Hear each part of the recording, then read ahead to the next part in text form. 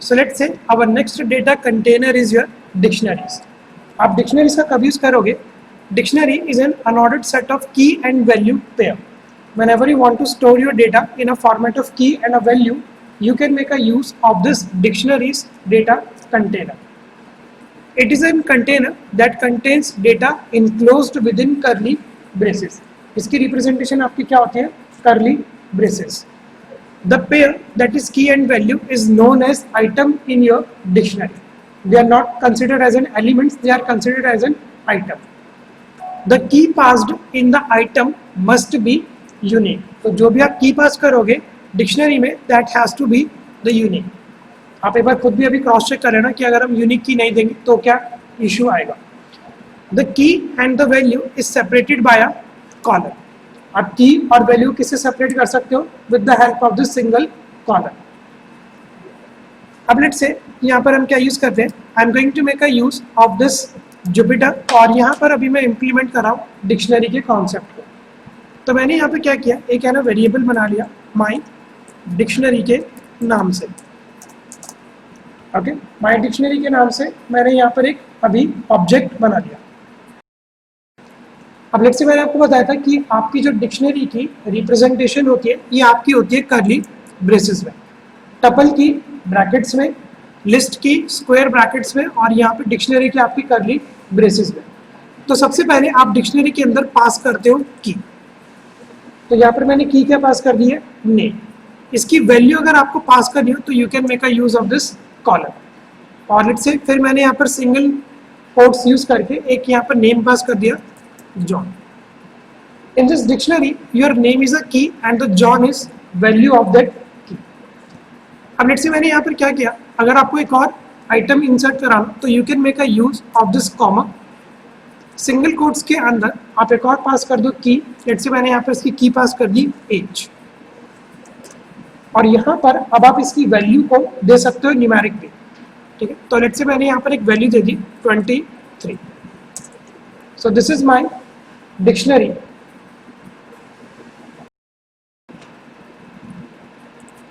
So let's say अब मैं यहाँ पर एक बार आपको ये प्रिंट करके दिखा रहा हूँ my dictionary. तो मैंने यहाँ पे लिखा आपका print and I'm going to make a use of this my dictionary. So let's say अब एक बार मैं सेल को एक बार रन करता हूँ तो यहाँ पर आप देखो आपका आउटपुट किस तरीके से आ रहा है, इन अ फॉर्म ऑफ की एंड अ वैल्यू. देख रहे हैं आपको यहाँ पर डिक्शनरी, ये आपका नेम क्या है की, वैल्यू है आपके इसकी जॉब. अब लेट्स से इस डिक्शनरी के अंदर है ना कुछ कॉन्सेप्ट होते हैं. But if you just want to print the value based on key, आपको ये लेट्स से जॉन प्रिंट करना है बेस्ड ऑन की. तो यहाँ पर आप क्या कॉन्सेप्ट यूज कर सकते हो?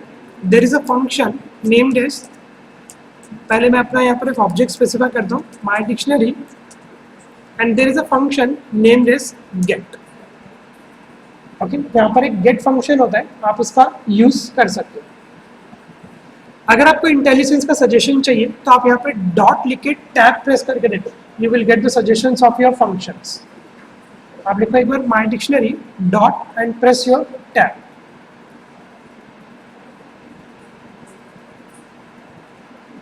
ओके, और अगर आपको गेट की भी इंफॉर्मेशन चाहिए कि गेट एग्जैक्टली करता है क्या इसकी डॉट स्ट्रिंग, तो you can make a use of shift tab.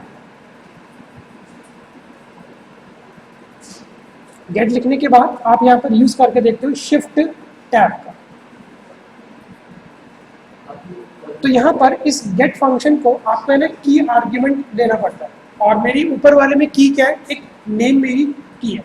So what I am going to do is, इसके आर्ग्यूमेंट पे लेट अस से मैं यहाँ पर एक की पास करता हूँ और मैंने यहाँ पर की दे दी name. So when I click on this run cell you will going to get your name. इस टाइम आपको की प्रिंट होकर नहीं आएगी, यहाँ पर आपको क्या प्रिंट होकर आएगा, आपका नेम. एक और रिप्रेजेंटेशन होती है through which you can get your element. किस तरीके से, अब आप एक बार यहाँ पे लिखो माई डिक्शनरी. ठीक है, और यहाँ पर आप इसका इंडेक्स पास कर सकते हो. इंडेक्स आप किस तरीके से पास करोगे, make a use of this square brackets.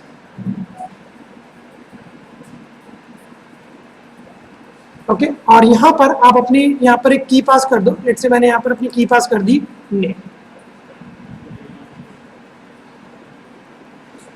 आप गेट वाले फंक्शन को भी यूज कर सकते हो और आप इंडेक्स के थ्रू भी अपनी की वैल्यू को प्रिंट कर सकते हो. Okay, then make a use of this print statement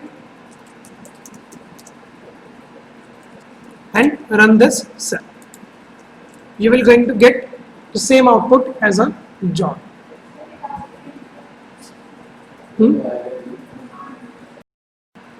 अब एक और कॉन्सेप्ट की बात करते हैं, अपडेट या लेट्स से अपडेटिंग डिक्शनरी. अब लेट्स से मेरे को एज की वैल्यू को अपडेट करना है. एज अभी यूजर की है 23, I want to update its value as 24. मैंने यहाँ पे लिखा प्रिंट माई डिक्शनरी और लेट्स से मेरे को इसका क्या प्रिंट कराना है, एज. अभी क्या वैल्यू आई है 23. Now I want to update this value as a 24. मेरे को क्या करना है, इस वाले की वैल्यू को अपडेट करना. तो अब आप यहाँ पर क्या लॉजिक यूज कर सकते हो, specify the name of your object. मेरे ऑब्जेक्ट का नेम है आपका my dictionary. With the help of index specify the key क्या है आपकी, लेट्स से मैंने यहाँ पर की पास कर दी एज और इज इक्वल टू यूज करके आप एक बार नई वैल्यूज को असाइन कर लो. तो लेट्स से मैंने यहाँ पर एक नई वैल्यू असाइन कर दी 24.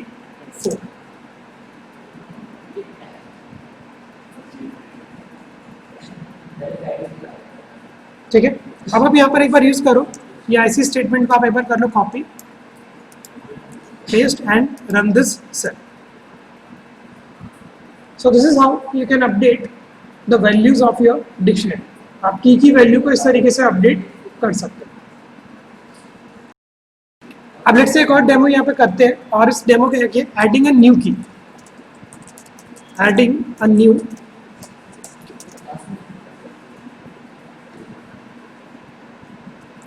अब आपको लेट्स से मैंने बोला कि इसके अंदर आपको एक और की ऐड करानी है. You have to add an address of this job. तो what you can do is specify your object name my dictionary. ठीक है, यहाँ पर अब आप इसके इंडेक्सेस में पास कर दो एक नई की. मैंने यहाँ पर एक की पास कर दी एड्रेस. ओके, और फिर आप उसकी एक बार वैल्यू भी स्पेसिफाई कर दो. लेट्स से मैंने इसकी वैल्यू स्पेसिफाई कर दी Rohini. And then again I am going to make a use of this print and I am going to print my dictionary. Okay, run this cell and this time you can see that a new key and a value has been added within your previous my dictionary. तो पुराने वाले में आपका एक और add हो गया क्या, एड्रेस, और उसका एड्रेस आपने क्या दिया as a Rohini. So let's say अब हमारा नेक्स्ट डेमोन्स्ट्रेशन है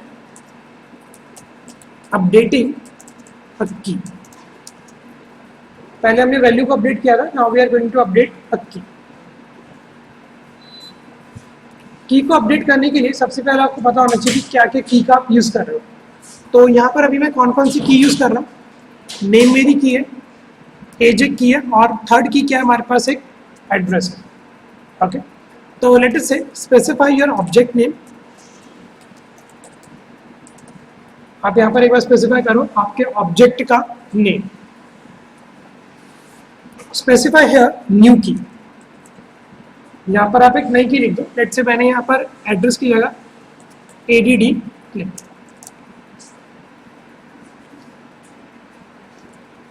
स्पेसिफाई योर ओल्ड की. तो यहाँ पर आप सबसे पहले अपने ऑब्जेक्ट का नेम बताओ, माय डिक्शनरी,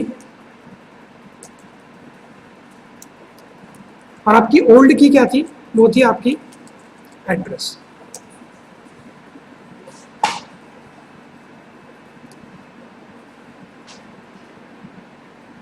लिख दिया आपने इतना. मैंने क्या किया, एक नई की दे दी. I want to change this key. ये जो अभी एड्रेस लिखा हुआ है इसको मेरे को ADD की से रिप्रेजेंट करना. तो आपने लिखा. After that make a use of this delete function. You have to delete that key as well. तो make a use of this delete function and specify your old key. तो make a use of your object my dictionary.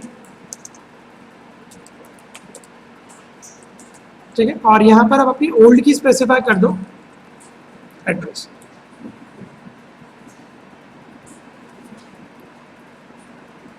And after that, I'm going to make a use of print my dictionary.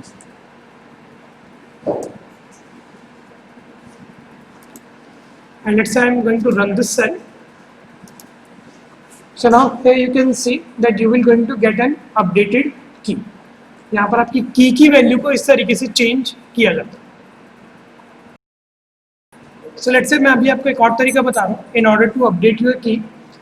अब let's से ये जो as है इसका मेरे को capital AGE करना है. ये सब मेरे को क्या करना है, कैप्स में लिखना है. So what I am going to do is सबसे पहले आप अपने ऑब्जेक्ट स्पेसिफाई करो my dictionary, specify a new key over here. Let's say आप यहाँ पर सिंगल कोट्स के अंदर लिख दो एक बार as. Again specify your object my dictionary, and here you can make a use of a function named as pop. अगर आप सिर्फ पॉप कर दोगे तो क्या होगा, लास्ट एलिमेंट आपका डिलीट हो जाएगा. बट अगर आप कोई आर्ग्यूमेंट दे दो तो आपका फिर वो वाला इंडेक्स डिलीट हो. सो लेट्स से मैंने यहाँ पे यूज किया पॉप, और अब आप अपनी यहाँ पर ओल्ड की डाल दो. जो आपकी ओल्ड की क्या है, सब आपका लोअर केसेस में है एज. तो यहाँ पर आप पैरेंथेसिस के अंदर लिख दो age. Now in this method you did not need to specify then. आपको यहाँ पर delete फंक्शन का यूज करने की नीड नहीं है. and make a use of print and print your dictionary.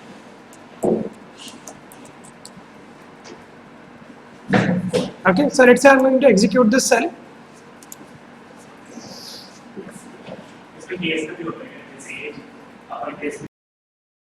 ठीक है, तो यहाँ पर आपकी ये वाली वैल्यू प्रिंट होकर आई.